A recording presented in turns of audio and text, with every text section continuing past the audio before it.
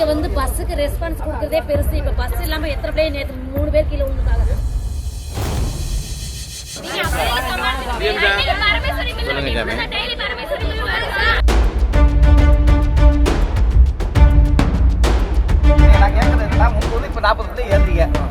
அடுத்த பஸ் எத்தனை பிள்ளைங்க அவங்க பிள்ளை துடிக்குதான் உடனே அந்த டாபிக் போகலையே.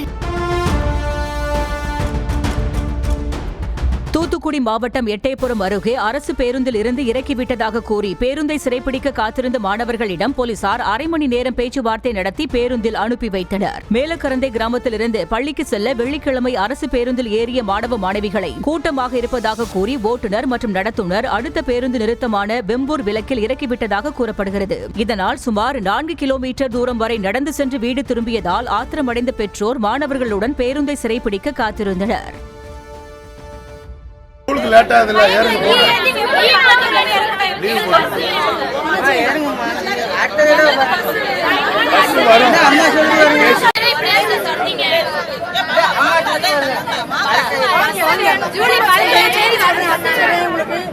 ஒரு வாட்டி அவங்க சொல்றாங்கல்ல கண்டிப்பா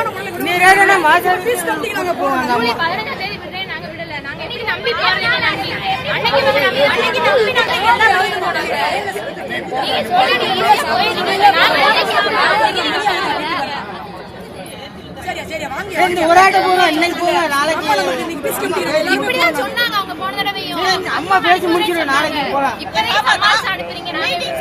நாளைக்கு உங்களுக்கு தனி பஸ் தெளிவு பண்ணிட்டு தான் போறோம். அடுத்த வர பஸ்ஸுக்கு எவ்வளவு பிள்ளைங்க வருதுன்னு பார்ப்போம். பார்த்துட்டு அது அரை மணி நேரம் கேப்ல வருது. அதை கொஞ்சம் 20 நிமிஷம் அட்வான்ஸ் பண்ணிட்டோம்னு வச்சுக்கல, நீங்களும் எல்லா பிள்ளையும் ஒரே டைம்ல போற மாதிரி இருக்கும்.